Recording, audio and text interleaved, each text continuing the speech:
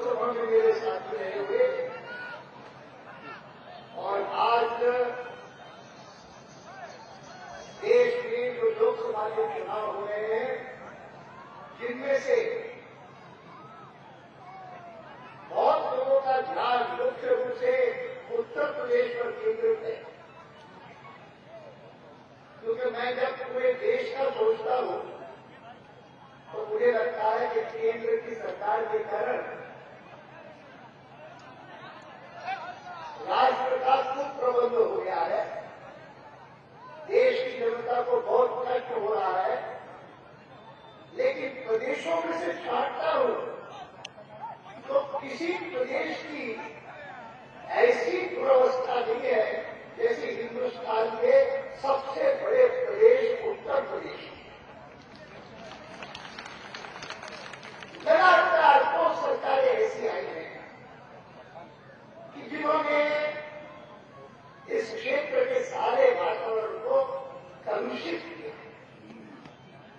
भ्रष्टाचार, अपराध, ये दो ऐसे दोष हैं जिन दोषों के कारण लगता है कि यहां की जनता, खास करके यहां का किसान, वो जितनी जल्दी इस प्रकार के कुशासन से मुक्त हो उतना ही अच्छा हो।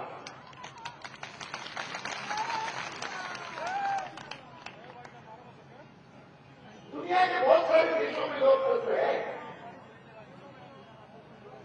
पश्चिम में लोकतंत्र है, लेकिन लोग हैरान होते हैं कि ये हिंदुस्तान ऐसा देश है कि जहां पर इतनी बड़ी धूप में भी इतनी बड़ी संख्या में लोग आते हैं लोकतंत्र के सभा को सुनने के लिए। क्यों आते हैं? क्या स्वार्थ है? मैं तो उनमें से हूं।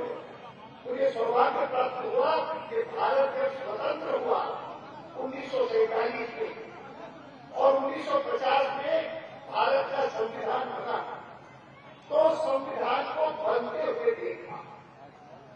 संविधान निर्माताओं को भारत की राजनीति को लोकतंत्र के माध्यम से चलाने का संकल्प करते हुए देखा। पंडित नेहरू प्रधानमंत्री थे उस समय, और पंडित नेहरू के समय से लेकर के और आज तक की सरकार के जो 15 प्रधानमंत्री हुए हैं, सबके सब मैंने देखे।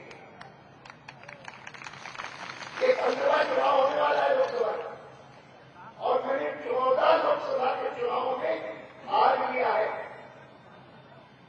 प्रत्याशी के नाते या पार्टी के कैंपेनर के नाते।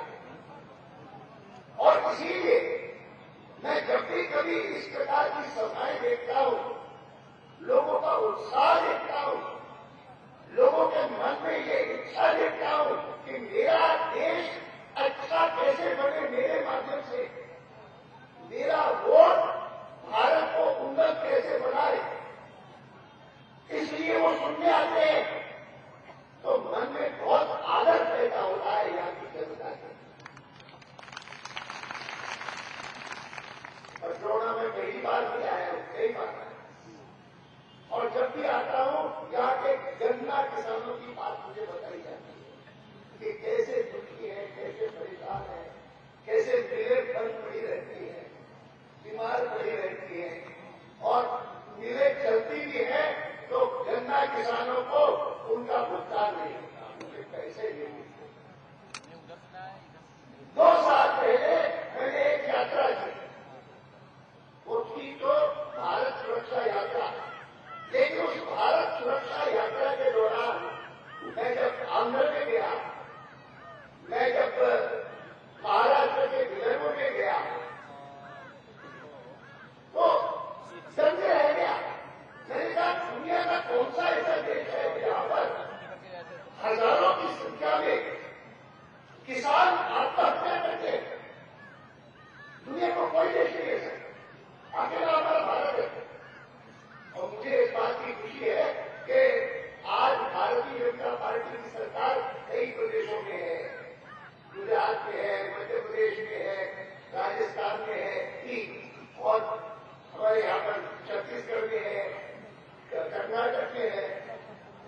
उत्तराखंड है, हिमाचल है, पंजाब है, बिहार है, लेकिन इनमें से किसी में भी एक भी किसान ने आत्महत्या नहीं। अगर आत्महत्या करने वालों की संख्या सैकड़ों और हजारों की संख्या में है, तो या तो महाराष्ट्र में है या कांग्रेस करा है, या आंध्र में है या कांग्रेस करा है, या उत्तर प्रदेश के बुंदेलखंड जैसे इलाकों में है कि जहां पर सपा का राज हो, बसपा का राज हो, पूरे नागराज साहब का कोई फर्क नहीं। सोचना चाहिए इन सरकारों में बैठे हुए लोगों को, क्या हम राजनीति में क्यों है? क्या केवल इसलिए है कि हमको मोटर गाड़ी मिल जाए लाल बत्ती वाली? केवल इसलिए है कि हमारे पास कुछ अधिकार आ जाए, जिन अधिकारों का उपयोग करके हम अपने रिश्तेदारों का, भाई बंधुओं का, उनका भला कर सके?